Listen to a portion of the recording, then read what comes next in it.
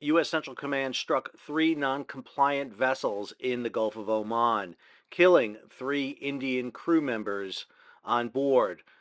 In the meantime, President Trump is announcing a potential agreement with Iran over the Strait of Hormuz. Yada, yada, yada. Happening, the events happening week by week in the Strait of Hormuz, out on the blockade line with the U.S. Navy, and the development of this conflict that's been going on now since February 28th. The big development this week was the strikes. We're going to talk about the strikes. What do they mean?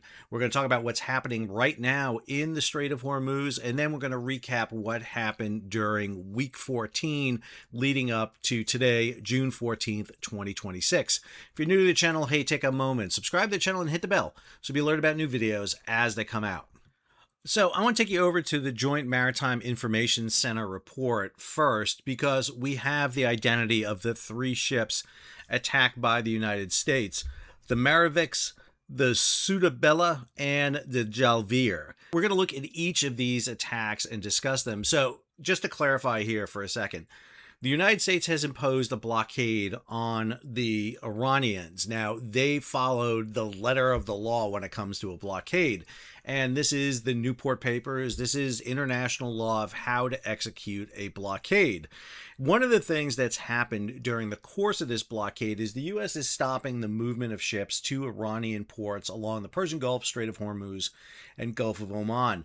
The other thing that they have announced, and this came out in the JITMIC, Joint Maritime Information Center advisory, is that ships that conduct ship-to-ship transfers, that is, remove fuel from Iranian vessels and load it within their hulls, will be subject to the blockade, and we think that is what has happened here with these three vessels. All right, let's take a look at the three vessels, and then I'm going to give you something I usually don't do, my opinion on this situation.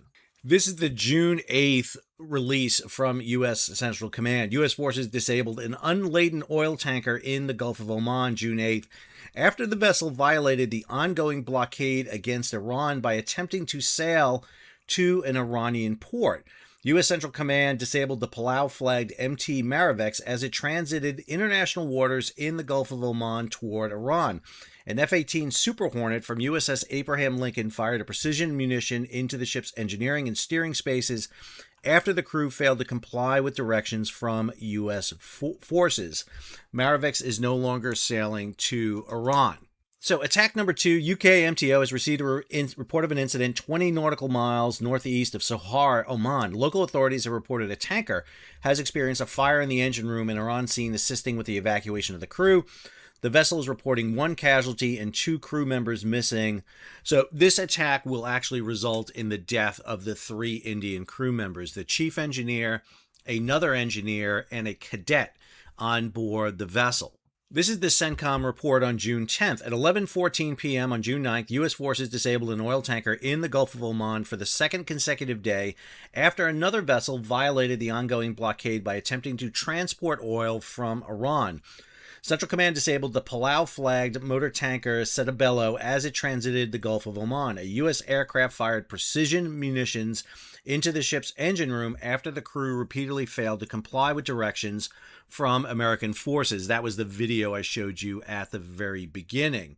And then the third attack is this one reported by the UK MTO. Received a report of an incident 21 nautical miles northeast of Sohar. Local authorities have reported a tanker has experienced a fire in the engine room. No environmental impact has been reported. This is that strike on it. It is hard to tell if this ship is underway or not. I know you don't see a wake or anything on this, but this is infrared, and infrared does not always show the disturbance in the water very clearly. We have one there on the starboard quarter, and then one almost directly from astern, it looks like, that comes in, because you can already see the smoke coming from the vessel.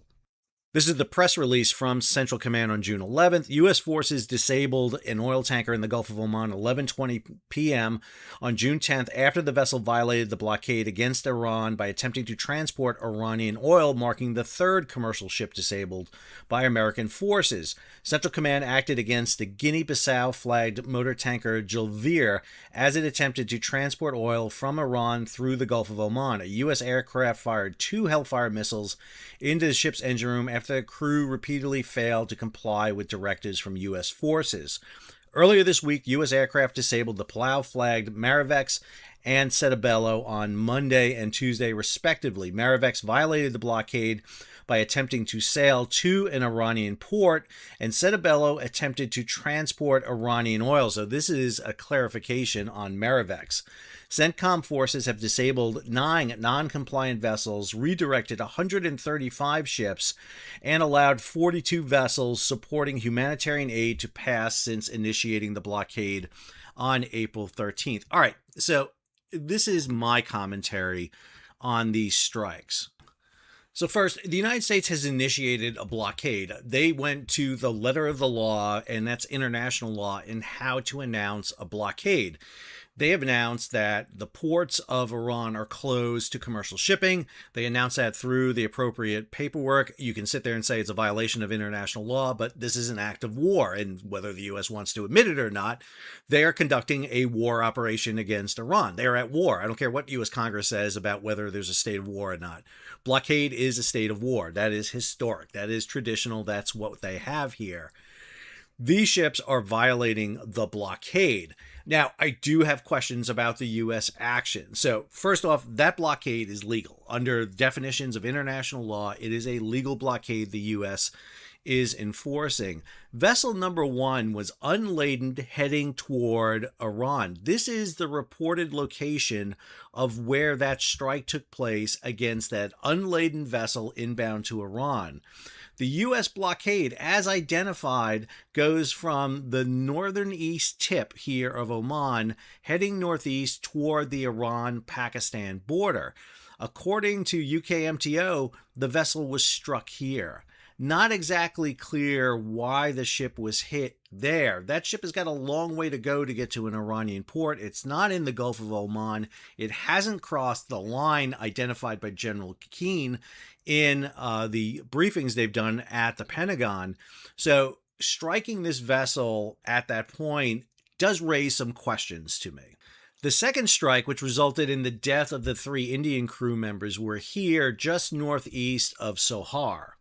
And the third strike was in a similar area. What that tells me is there were indications that the Iranians were conducting ship-to-ship transfers of oil. In other words, they were moving oil off their vessels, their Iranian flag vessels, onto other ships. And it is believed that those 2 vessels had loaded Iranian oil. And the U.S. had challenged those vessels not to sail or to be boarded. And instead, the U.S. struck them. What I have a question with here is this. Those ships haven't run toward the blockade line. They're still in the Gulf of Oman. Yes, they have conducted an illegal operation in terms of the blockade, but they had not sailed yet. Was the strike necessary? And this goes back to the larger issue here that I have with the U.S. strikes. I've talked ad nauseum about freedom of the seas on this channel. I've talked about the legality of the U.S. strikes against the drug running boats in the Caribbean. And if the U.S. is going to conduct strikes, whether it's against drug running boats in the Caribbean or against these vessels in the Gulf of Oman or outwards, you have got to dot the I's and cross the T's. You have got to show that you are doing everything necessary to warn those ships off. I know the U.S. says they have, but you have to show it. You literally have to show it because you are starting to look a little bit like the baddies. I know I'm going to get flack from people about this. There's enough people who criticize me all the time and think I'm anti-American and I'm bashing the U.S. military. I'm not. But you have got to go to a next level. You have got to show that this is what we did to warn these ships off. And the crews, understand, the crews on these ships are not signing up to go work on a dark fleet or a sanctioned blockade-busting vessel. They are being assigned as vessels and they're going out there. They don't know. They are innocent merchant mariners most of the time in this. Now, there are merchant mariners who are complicit in that. And we just had an example of it this week. You may remember the tanker Bella 1. She was renamed the Marinara. She sailed out of the Caribbean. She was challenged by the U.S. Coast Guard or Monroe, but Monroe was not able to stop the vessel. The ship sailed, so Monroe followed the vessel. The vessel was subsequently boarded and seized off the coast of Scotland. Well, the master of that ship was put into a U.S. federal court. The master of the vessel, a citizen of the nation of Georgia, pled guilty on Thursday in U.S. District Court for the District of Columbia for failing to obey a lawful order to heave to a Coast Guard cutter, and he's going to face sentencing in August. So the master can be held susceptible for this. However, the United States is striking at vessels. They're using F-18s with Hellfire missiles to strike. Surgical, yes, you're not sinking the vessel, but you are inflicting damage. In this case, the death of 3 mariners, including a deck cadet. I think the U.S. has got to go to the next level to explain these actions. The press releases are not enough. They're not. I'm sorry. Admiral Cooper, U.S. Central Command, the chairman of the Joint Chiefs of Staff, General Kane, the Secretary Hegseth have got to come out and explain these actions, just like they have to put arguments about shooting the boats in the Caribbean. They are linking them to terrorist organizations. Well, you've got to show what you mean by that. I understand that in the Caribbean, they don't want to give it up because of intelligence sourcing and how they're tracking these boats.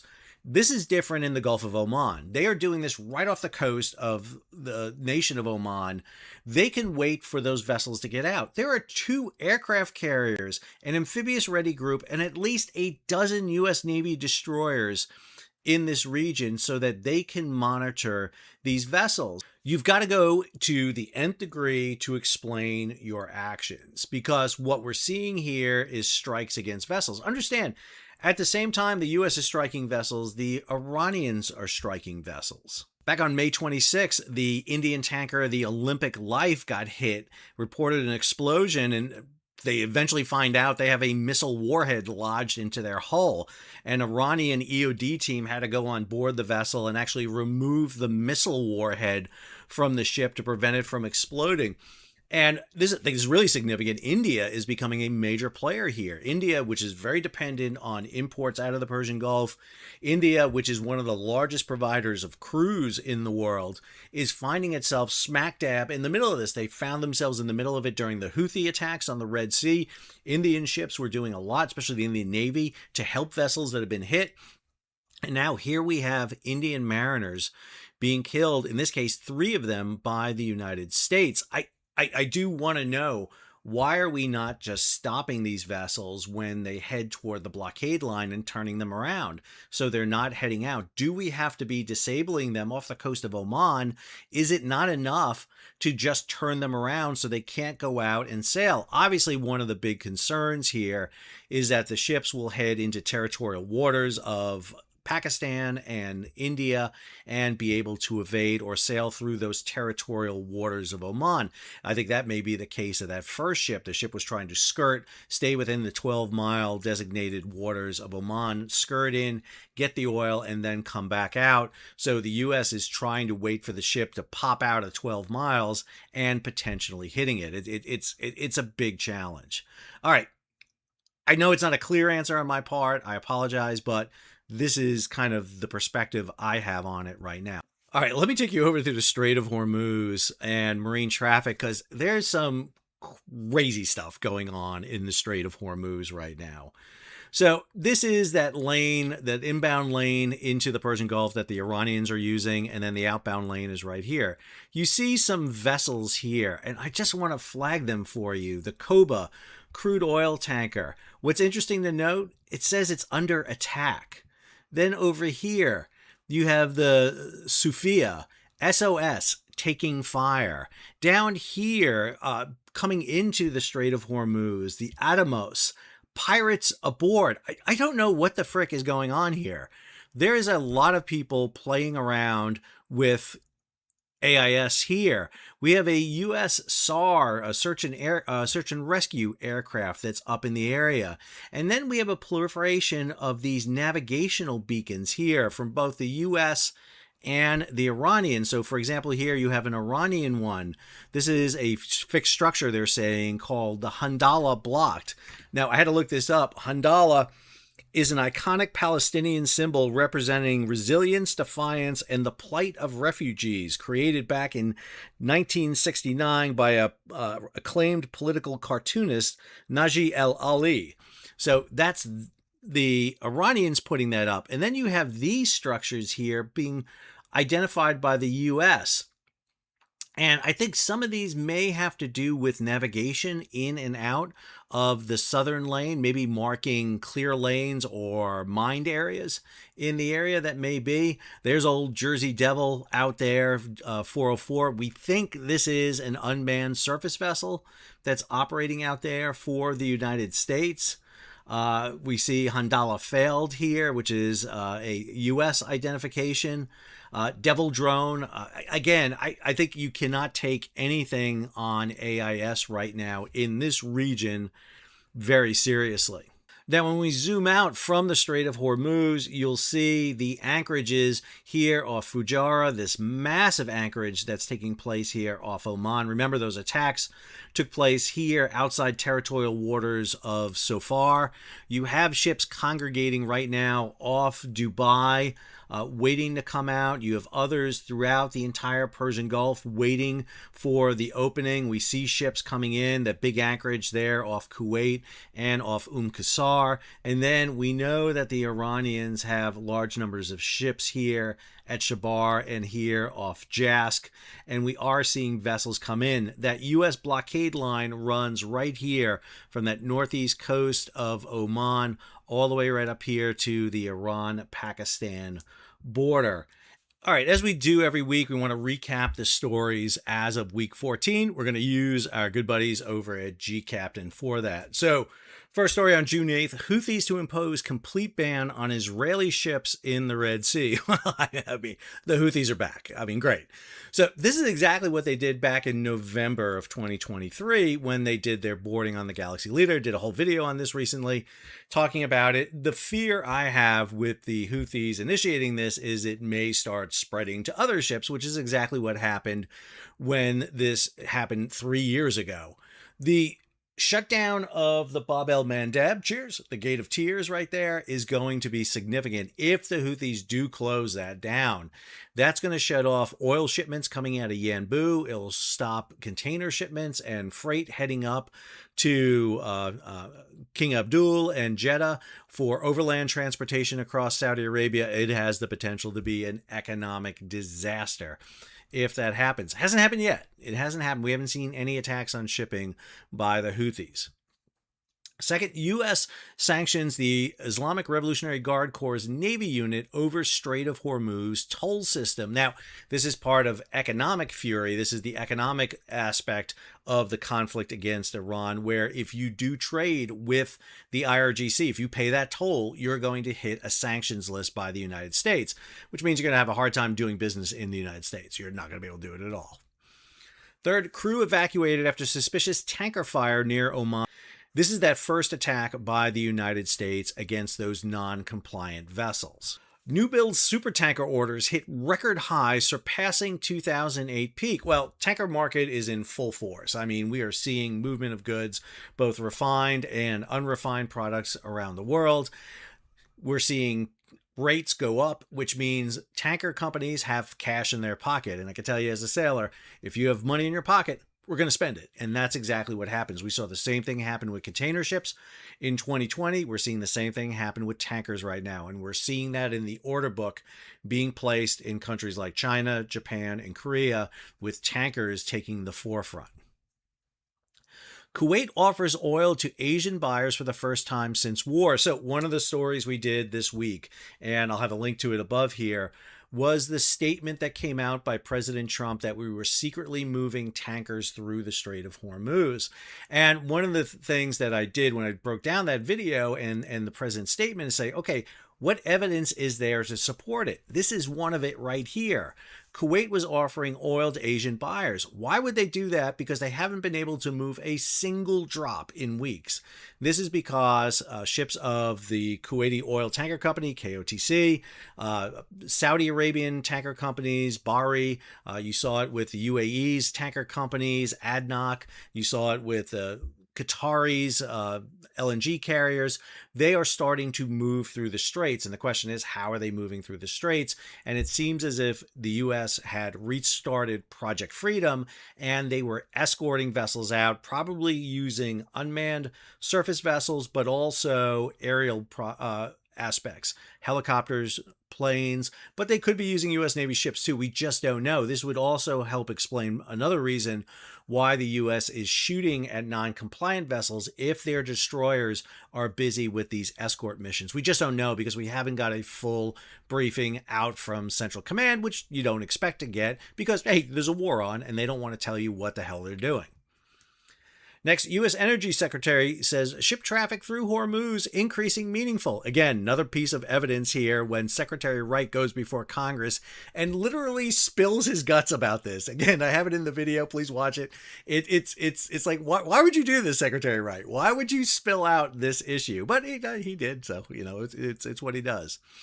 IMO chief, this is Arsenio Dominguez from Panama, warns no safe passage exists in Hormuz despite rising traffic claims. And I think Dominguez is doing exactly what the chief of the IMO should be doing, is raising concerns about this. The unexploded ordnance that was in the Indian vessel, that was a hit by the Iranians. Meanwhile, you have the U.S. hitting other ships with Hellfire missiles. This is not a great environment to be if you're a merchant mariner. Billion-dollar USV builder Saronic scores military rescue milestone near Hormuz. So I got to do a video about this because this is fascinating to me. So one of Saronic's small little Corsair unmanned surface vessels was used to fish out 2 Apache helicopter pilots who ditched in the water. Now, we know the U.S. Navy has been running unmanned surface vessels through the Strait of Hormuz repeatedly. Garks, Corsairs, there's a whole different types of vessels they have. And what's interesting about this is a couple of things. Number one, it took 2 hours for them to get to these guys. So why were these helicopter pilots where they were? Why was there no other assets in place to do it? Second, they boarded an unmanned surface vessel. That's the Corsair there. As far as I know, and I've seen the Corsair at kind of trade shows and demonstrations, there's no easy way to get onto this vessel. You can climb on board the inboard outboard on the back, but I got to tell you, I'm not crazy about the idea of climbing on an inboard outboard motor when there's no one there to turn the motor on and off. Second, they're crashed into the ocean. They're in the water for 2 hours. No telling what kind of shape they're in. I do water rescue. I did ocean water rescue when I was with the U.S. Navy's Military SEAL Command. I do water rescue now. Understand, 2 hours in the water, it is hard to climb up on a boat. It is very difficult to climb up onto a boat that doesn't have ladders and all the accessories to do it. Really interested by it. But I think Saronic is going to run with this. This is a huge thing. The crew was able to get onto the vessel. The Corsair sailed out to meet a U.S. helicopter, and the crew were winched up. Saronic also announced the construction of their first larger vessel. It's a medium-sized boat, a 180-foot vessel called a Marauder. Saronic bought a shipyard down in Louisiana. They converted it from building offshore supply vessels to building these autonomous vessels. They made a big stink about it, that American shipbuilding is back.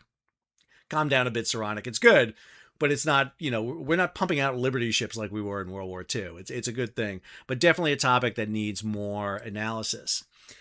So here, EIA sees weak global oil demand limiting price spike from Hormuz disruption. So the Energy Information Administration has lowered its outlook for global oil demand in 2026.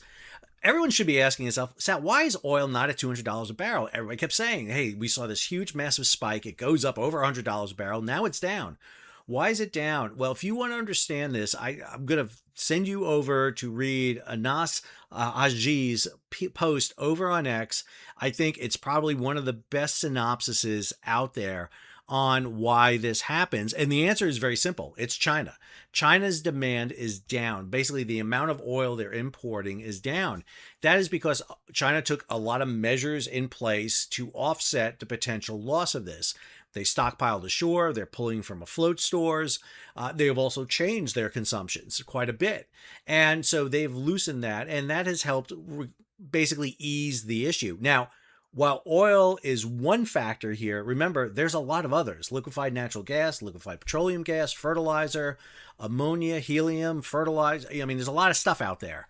Oil is only one element, and while we may not be seeing the massive spike hit that we thought we would see with oil, the other areas have longer term impact, and I think you got to be careful about that. Suez Canal gets oil tanker boost amid Hormuz Strait shutdown. The Suez has been suffering. Since 2024, with the disruption caused by the Houthi, saw a massive drop. On average, the Suez Canal makes $10 billion a year that goes to the Egyptian economy. That is about 1/10 of the entire Egyptian budget. Well, in 2024, it was down $7 billion. I mean, that's how big of a hit they took. Now, they've raised tolls, they've done a couple other things, but they have not gotten back to where they need to be.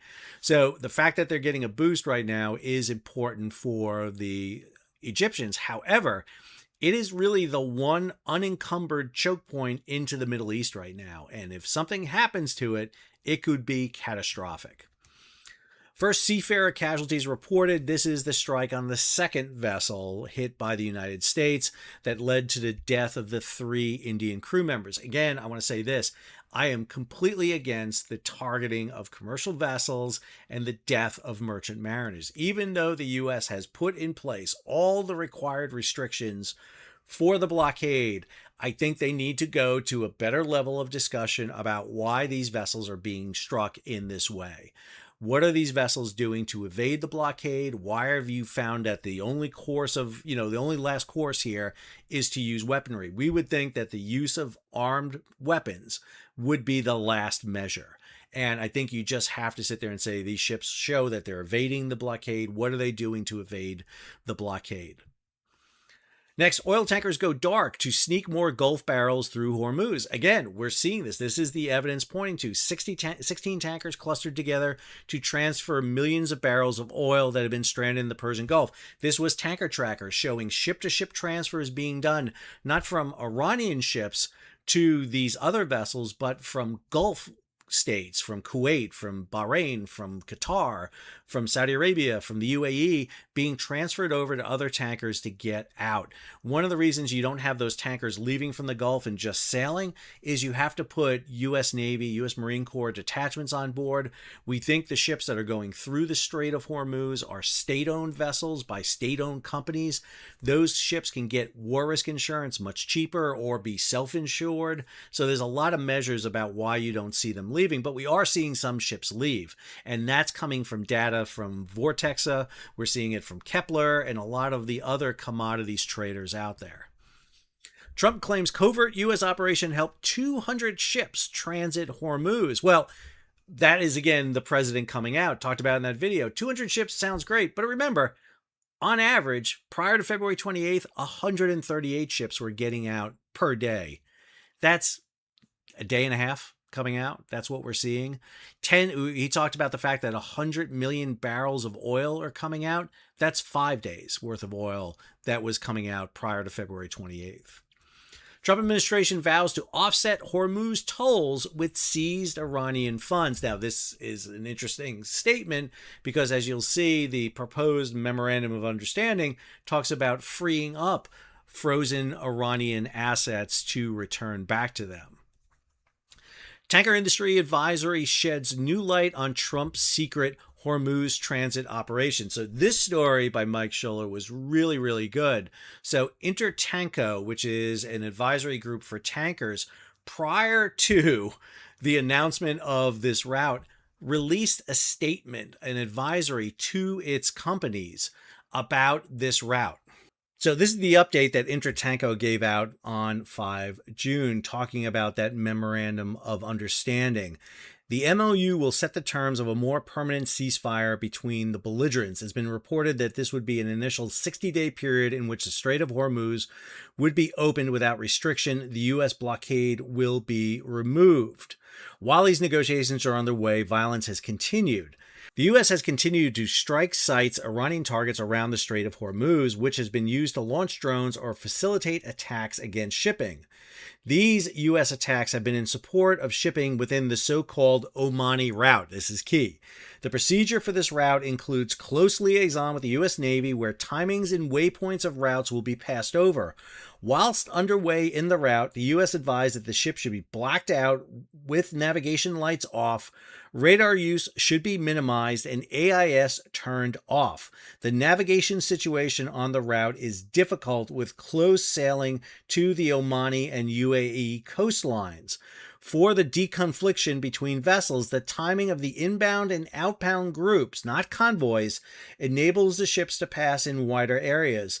Around 15 ships use this route per day. Transits take place at night, and the numbers are split between both directions. Intertanko has raised concerns over the safety of navigation and suggested amendments to the routes to facilitate a higher level of navigation safety. Those markers we saw show up in the marine traffic may have something to do with this, because if you can't trust your AIS, you can't turn your radar on, then you need some sort of navigation system to use.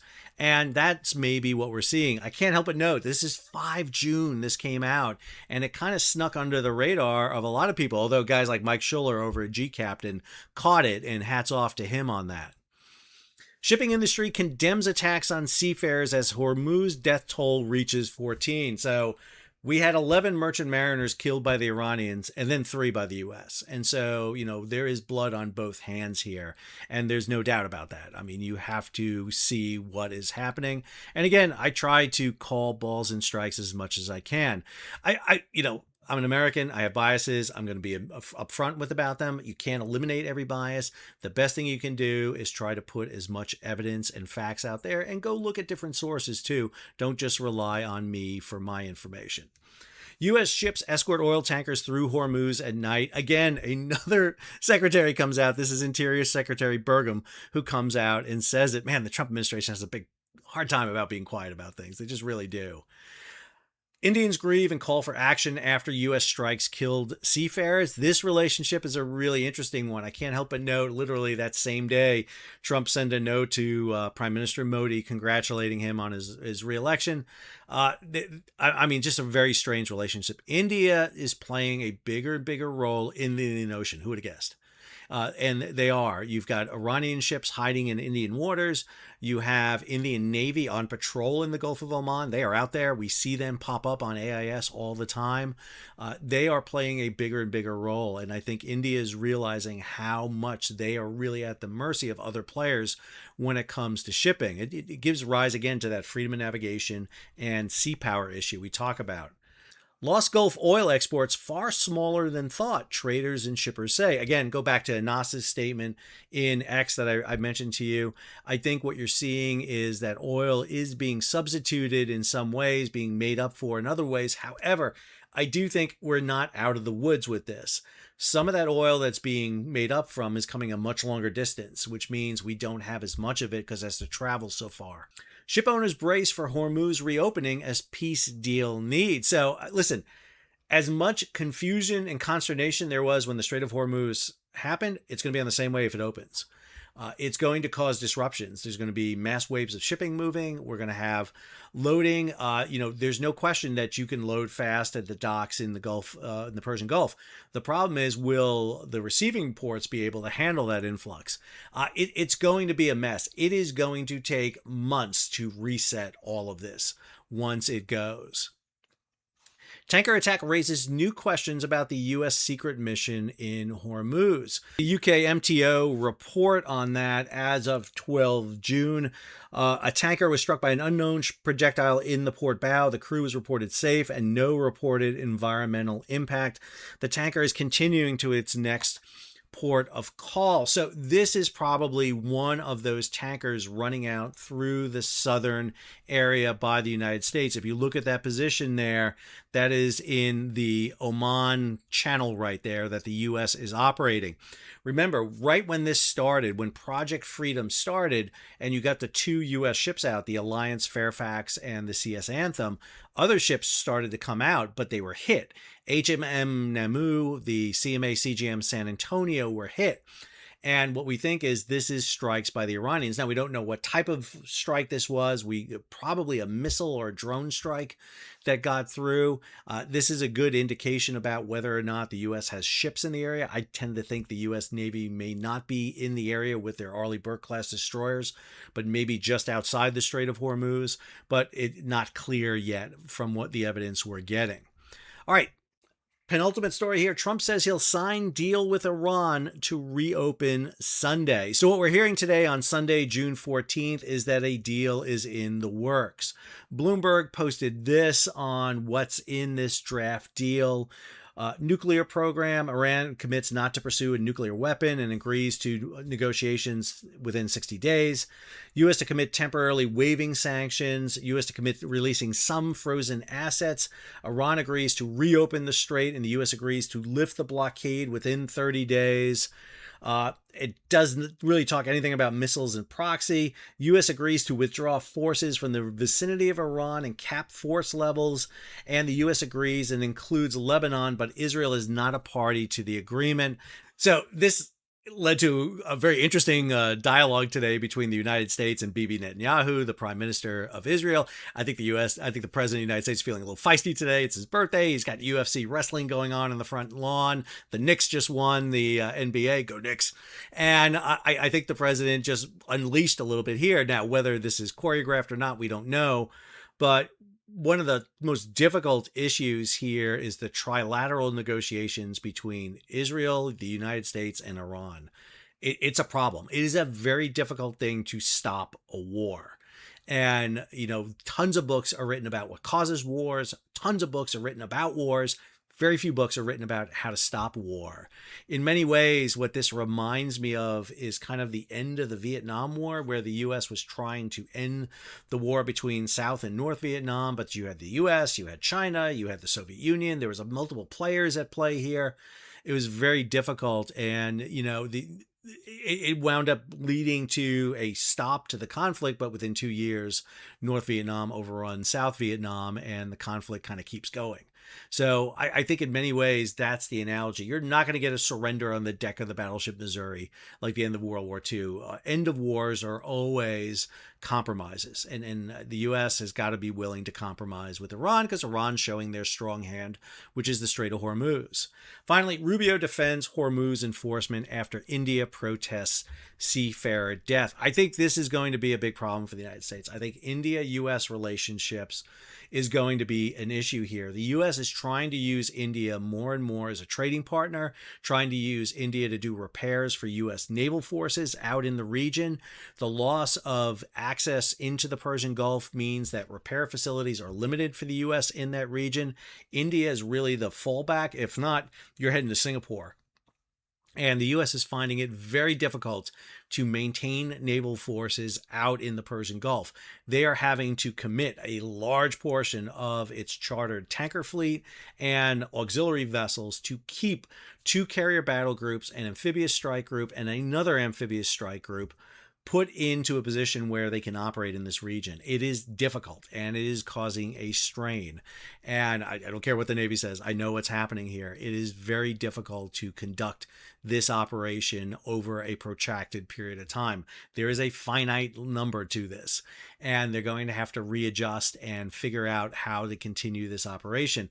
And India is really key for that. India is a great staging base. You can get supplies, you can do repairs, and obviously these strikes against these vessels that are violating the U.S. blockade and have Indian crew members on board is an important one to figure out. All right.